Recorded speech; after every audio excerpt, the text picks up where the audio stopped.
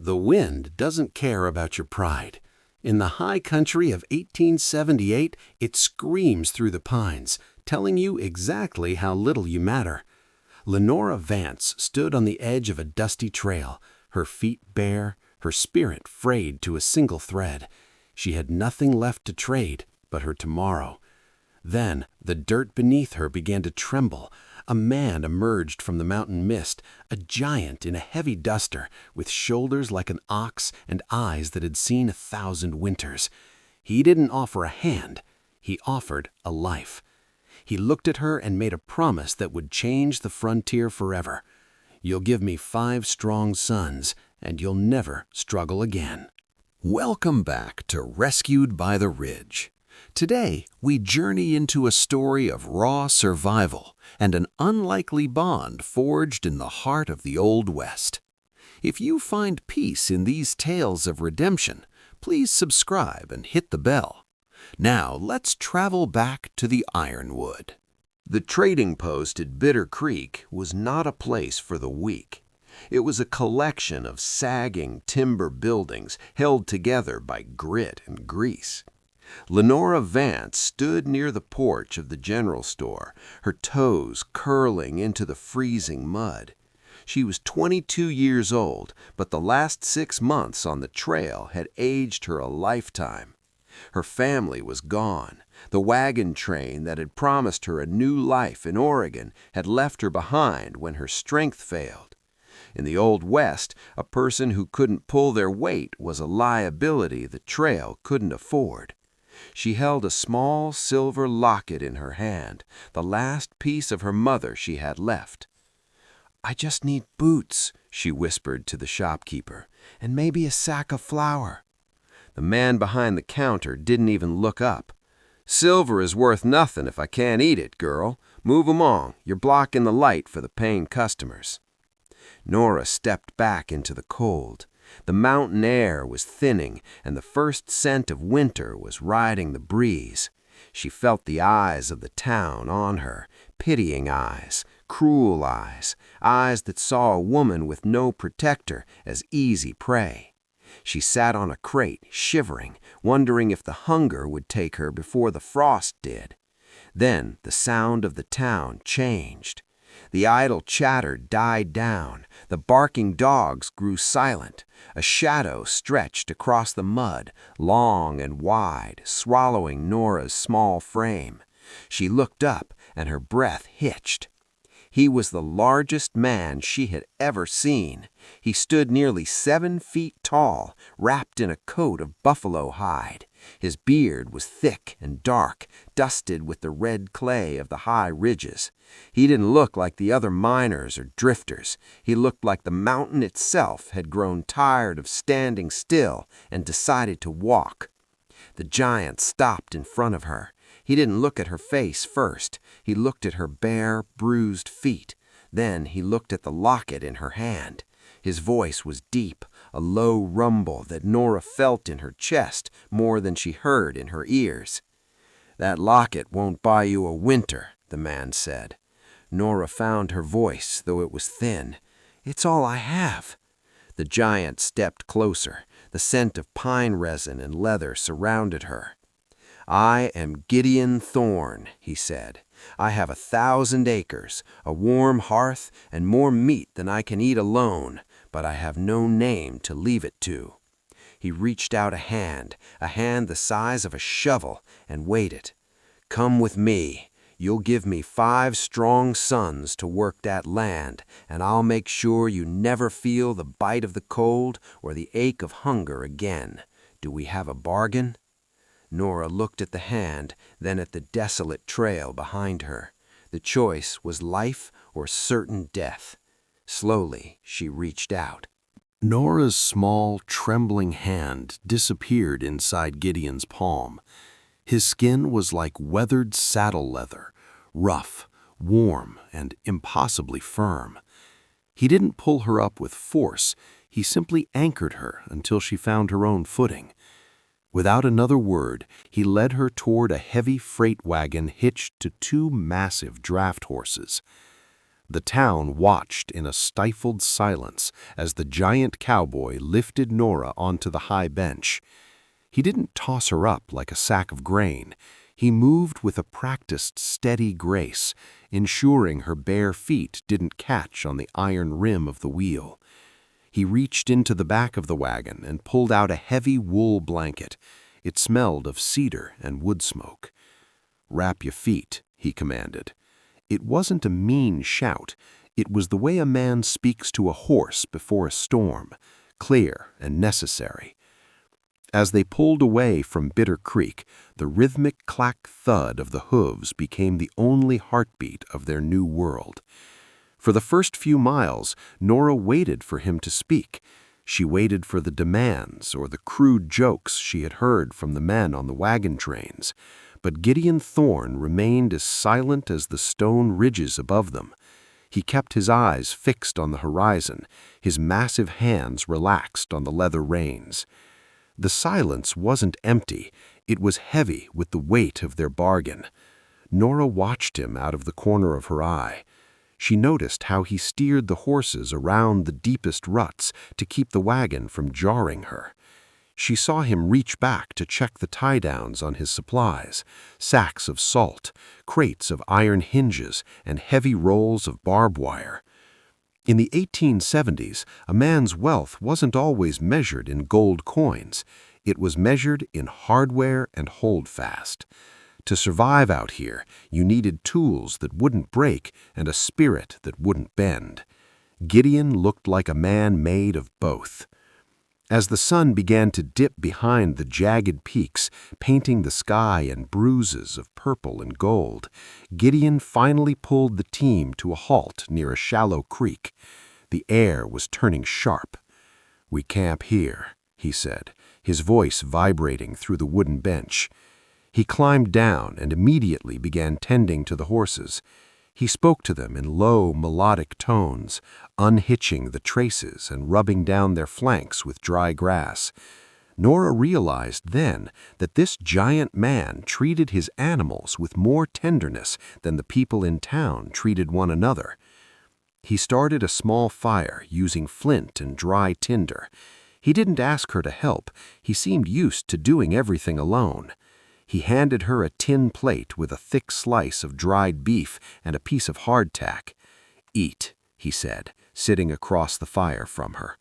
The flames cast dancing shadows across his face, making him look even more like a creature of the earth. "Tomorrow the trail gets steep. The Ironwood doesn't welcome those who are faint of heart." Nora looked at the fire, then at the man who had bought her future with a promise of sons.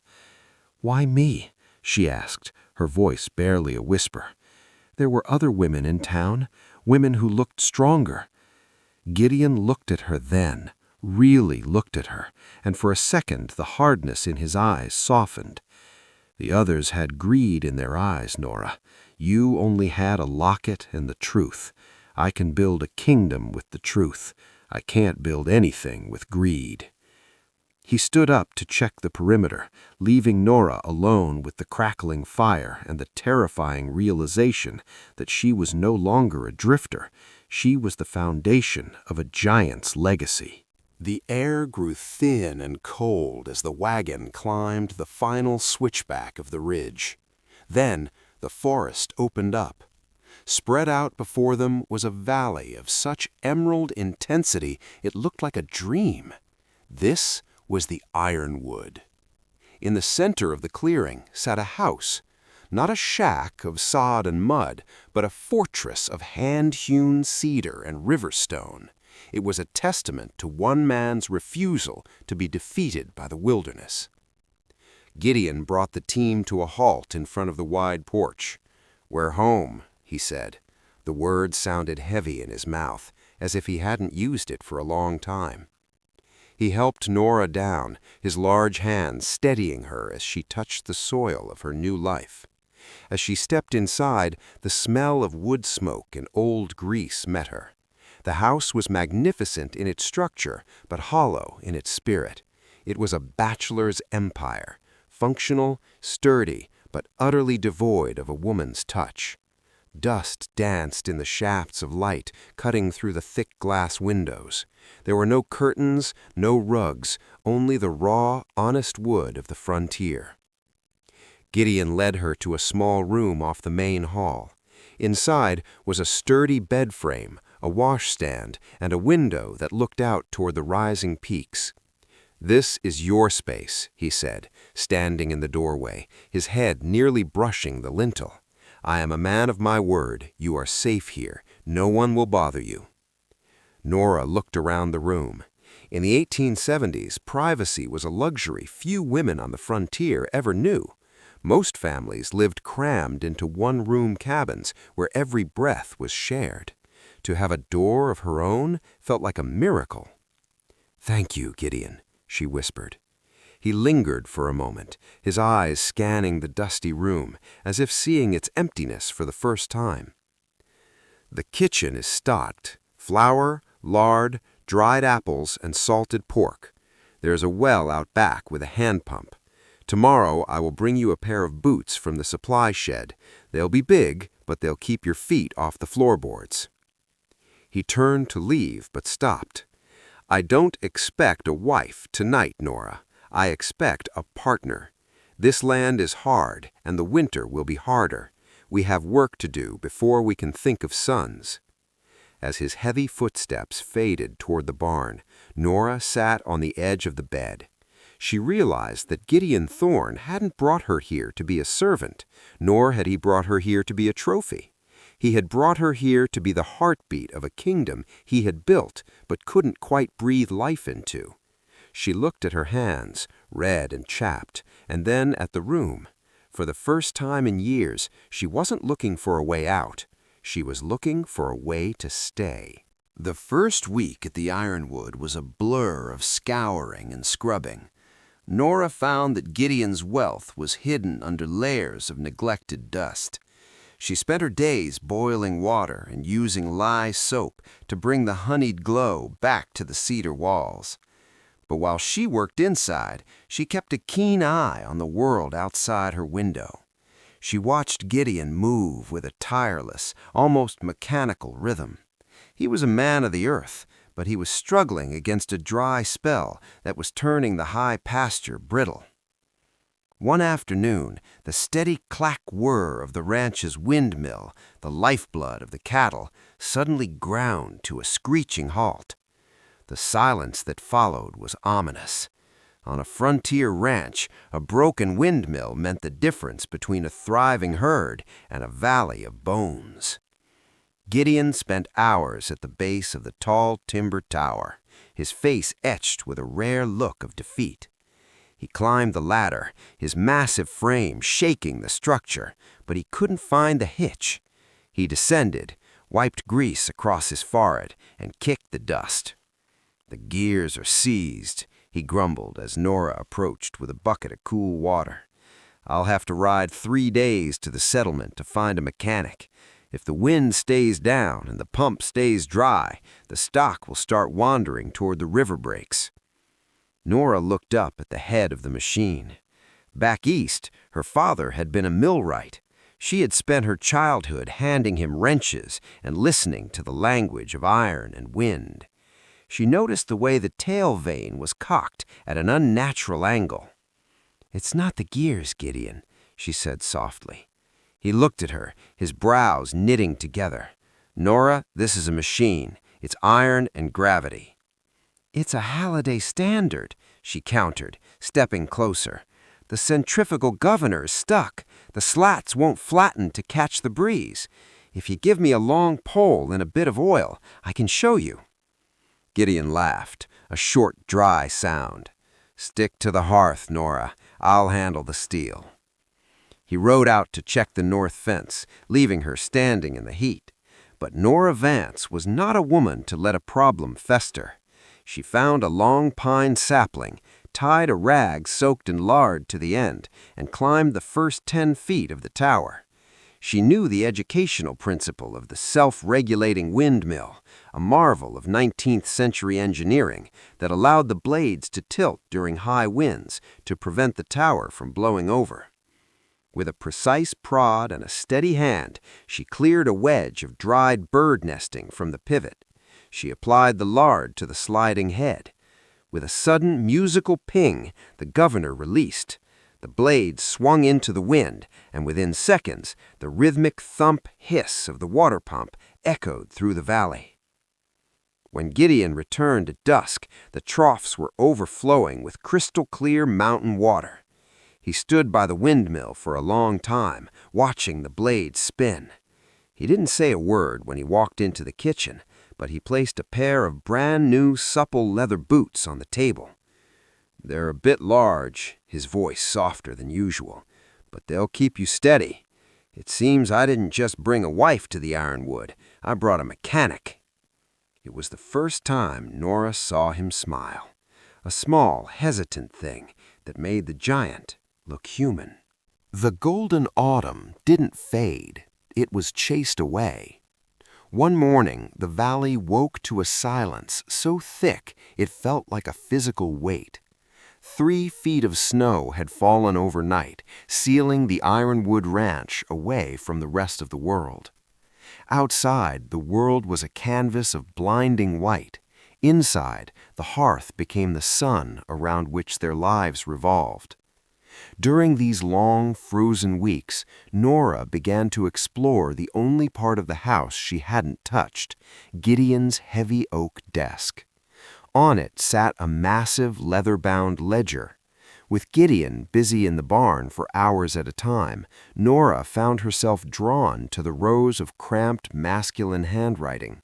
She realized quickly that while Gideon was a master of the land, he was a prisoner of his own books. In the 19th century, many ranchers fell victim to creative accounting by distant suppliers and local middlemen. As Nora traced the numbers, her brow furrowed. She saw discrepancies in the price of salt licks and the weight credits for his cattle shipments. One evening, as Gideon sat by the fire mending a leather harness, Nora brought the ledger to the table. "You're being bled dry, Gideon," she said, her voice steady. He looked up, his eyes weary. "The prices are what they are, Nora. A man pays what the market demands." "No," she replied, pointing to a column of figures.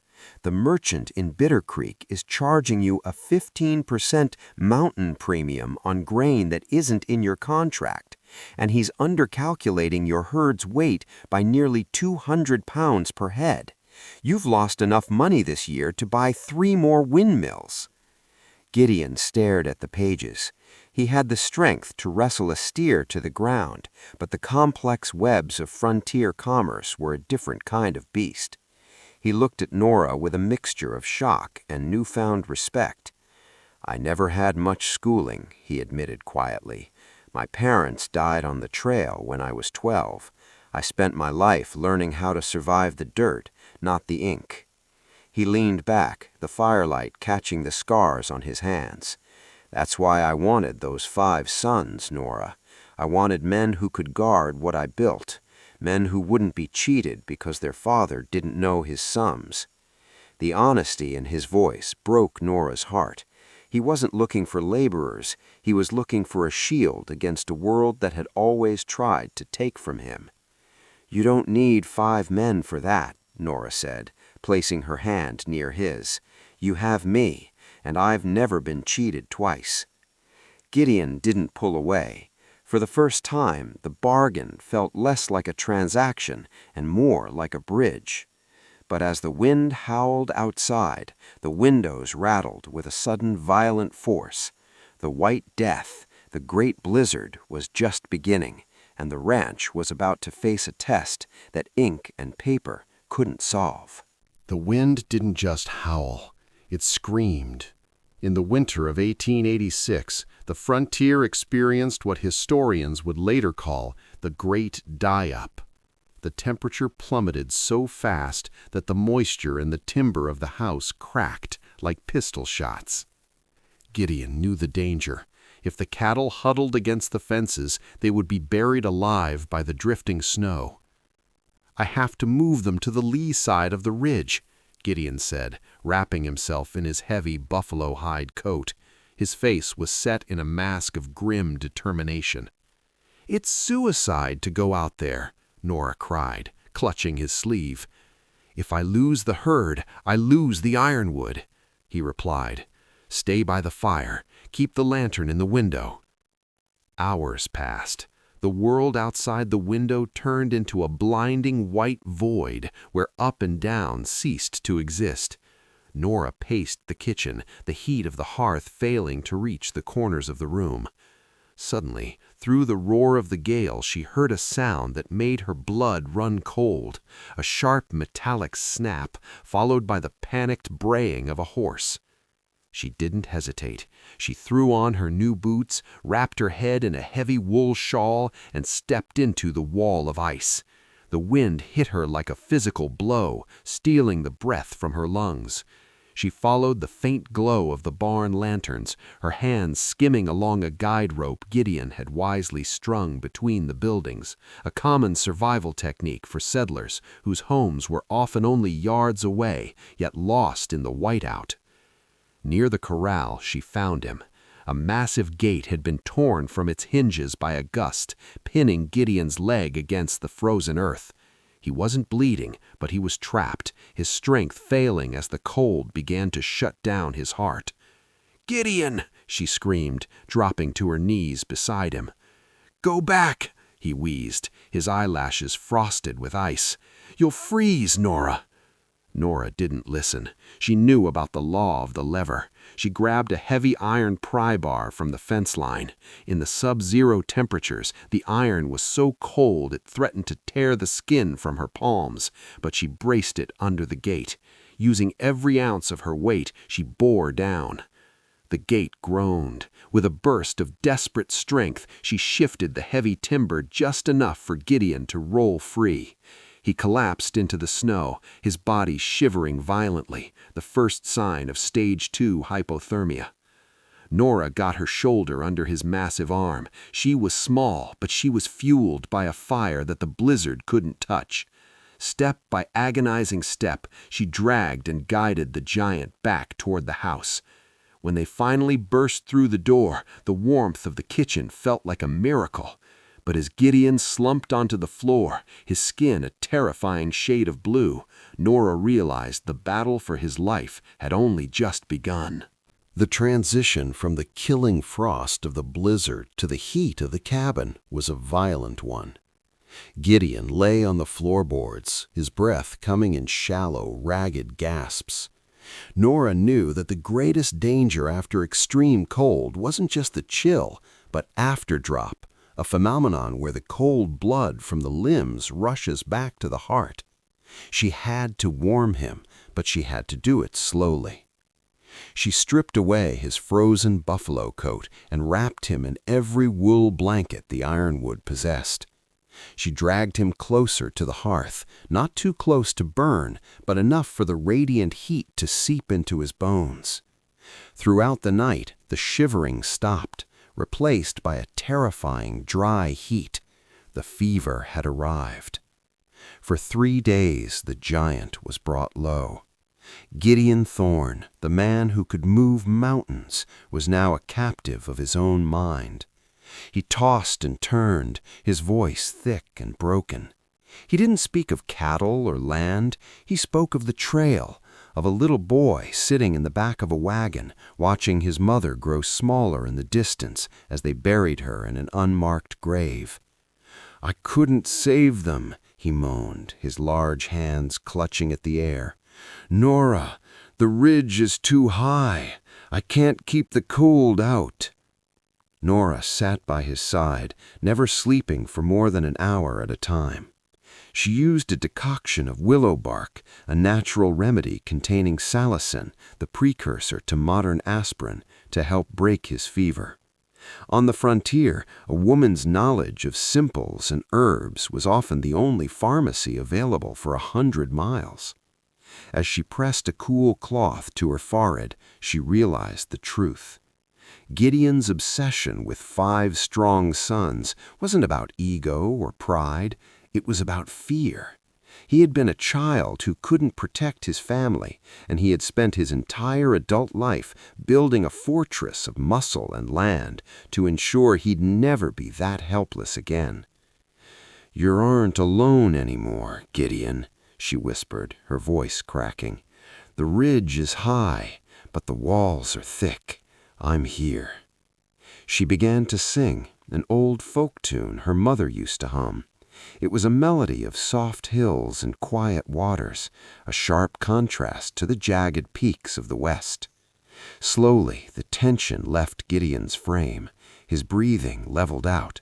The fire in his blood began to cool.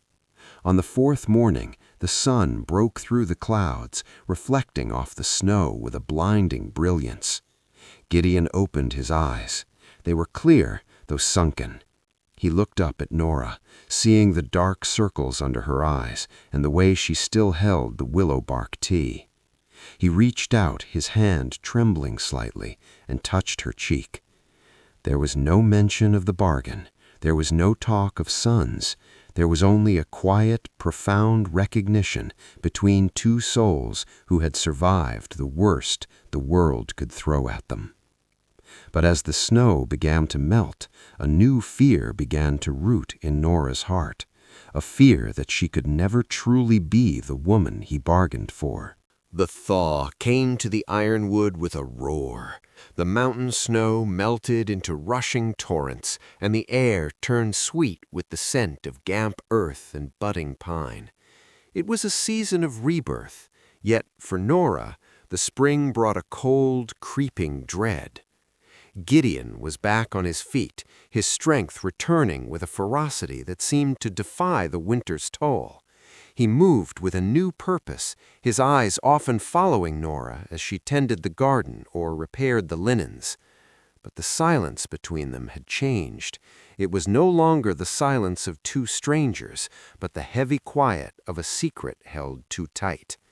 Nora remembered the bargain: 5 strong sons. One afternoon, while organizing the pantry, Nora stopped.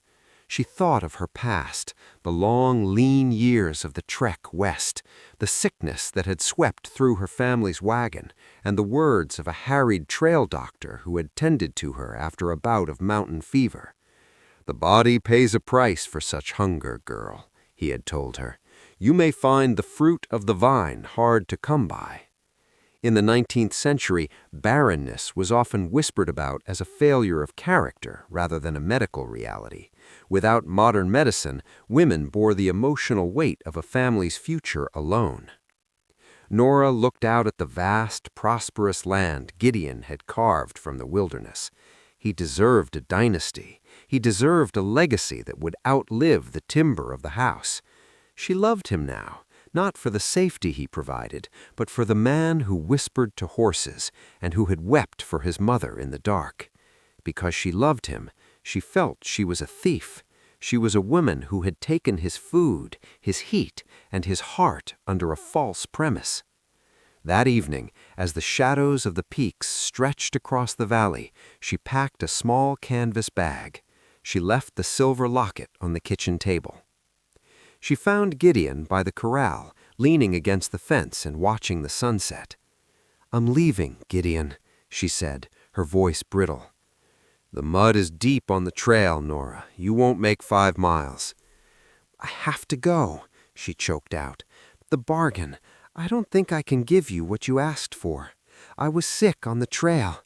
I may never have children. You need a woman who can guarantee you those sons. I won't stay and watch you grow to resent me as the land stays empty." She turned to walk toward the gate, her new boots, the ones he had given her, heavy with the weight of her choice. She expected him to let her go. In the Old West, a contract was a contract, and she was admitting she couldn't fulfill hers. But she hadn't counted on the heart of the man who had built the Ironwood. Nora hadn't made it 10 yards before the ground began to vibrate. Gideon didn't call out to her. He didn't use his voice to command her stay. He simply walked. His stride was so long, so purposeful, that he overtook her before she reached the edge of the clearing. He didn't grab her, but he stepped into her path, a mountain of a man, blocking out the fading sun. "You think this is about a ledger, Nora?" His voice was a low, dangerous rumble. "You think I brought you here to be a piece of livestock for the breeding?" "You said 5 sons," she cried, the tears finally breaking. "You said you needed a name to leave it to. I can't give you that guarantee, Gideon. I won't let you waste your life on a broken promise." Gideon reached into his pocket. He pulled out the silver locket she had left on the table. He held it in his massive palm, where it looked like a tiny, fragile star.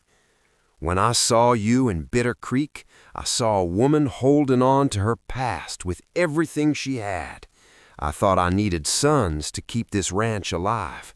I thought I needed a bloodline to make all this sweat worth something." He stepped closer, his shadow enveloping her. "But this winter, when the wind was trying to tear the roof off and the fever was trying to take my mind, it wasn't a son who stood by that gate. It wasn't a ghost of a boy who dragged me back to the heat. It was you." He took the canvas bag from her hand and dropped it into the mud. He didn't care about the supplies or the clothes. He took her hands in his, the hands that knew how to fix a windmill and how to balance a book.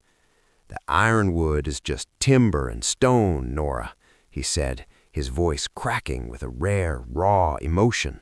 "Without you, it's just a grave I've been digging for myself for 10 years. I don't want 5 sons if they don't have your spirit. I don't want a legacy if it doesn't have your heart at the center of it." In the 1870s, dower rights and marriage laws were shifting, but on the frontier, the only law that truly mattered was the one written in the dirt between 2 people. Gideon was tearing up the only contract he had ever known, the contract of survival, and replacing it with something the West rarely saw, a choice made of love. "We stay," he whispered, "and whatever the land gives us, we take together. If the house is quiet, then it's quiet, but it will never be cold again." Nora looked up into the face of the giant. For the first time, she didn't see a provider or a protector. She saw a man who was finally home. She leaned her forehead against his chest, and the weight of the bargain fell away, replaced by a peace that was deeper than the valley itself. Time has a way of smoothing the sharp edges of a hard life, much like the river polishes the stones in the creek bed. 10 years passed at the Ironwood, and the valley changed. The ranch was no longer a lonely fortress, it was a beacon. The promise Gideon Thorne made on that muddy ridge was kept, though not in the way he had originally calculated. As it turned out, the trail doctor had been wrong about Nora's strength. But more importantly, Gideon had been wrong about what made a legacy. On a warm autumn evening, the porch of the cedar house was no longer silent. 3 children played in the tall grass near the windmill, 2 sturdy boys and a girl with Nora's sharp, observant eyes. They weren't just workers for the land, they were the joy of it. Yet the true legacy of the Ironwood wasn't found in the number of heirs, but in the schoolhouse Gideon and Nora had helped build 5 miles down the trail. Gideon sat in a heavy rocker, his hair now streaked with the silver of mountain frost. He watched Nora as she sat at the outdoor table, teaching their oldest son how to calculate interest on a cattle contract. She had become the sheriff of the ledger, respected by every merchant from Bitter Creek to the railhead. Because of her, the Thorne family didn't just survive the frontier, they mastered it. In the late 19th century, the social gospel movement began to take root in the West, emphasizing that a community's strength was measured by how it cared for its most vulnerable. The Ironwood became a stop for many weary travelers. Gideon never turned away a straggler, and he never let a woman walk the trail barefoot. He knew, better than anyone, that a single act of radical kindness could build an empire. Gideon reached out and took Nora's hand. Her skin was still warm, still familiar. They had faced more blizzards, market crashes, and droughts, but the struggle Gideon had promised to end was long gone. It hadn't ended because they were rich, but because they were no longer afraid of the silence. As the sun dipped below the ridge, painting the ironwood in a glow of deep amber, the giant cowboy looked at the woman who had saved him. He didn't need 5 sons to prove he had existed. He only needed to look at the life they had built out of nothing but a locket, a bargain, and the truth. The ridge was no longer a place of rescue. It was simply home. The Old West was a place of iron conditions, but as we've seen today, even the hardest heart can be softened by a shared burden. Gideon and Nora's story reminds us that our legacy isn't just what we leave behind, but who we walk beside. If this story of redemption touched your heart, please hit the like button and subscribe to Rescued by the Ridge. Sharing these stories helps us keep the history and spirit of the frontier alive. I want to hear from you. Do you believe Gideon's original bargain was out of desperation, or did he see Nora's strength from the very beginning? Let me know in the comments below. For more tales of mountain men, pioneers, and survival, be sure to check out our Stories of the Trail playlist. Until next time, may your path be clear and your hearth be warm. Safe travels, friends.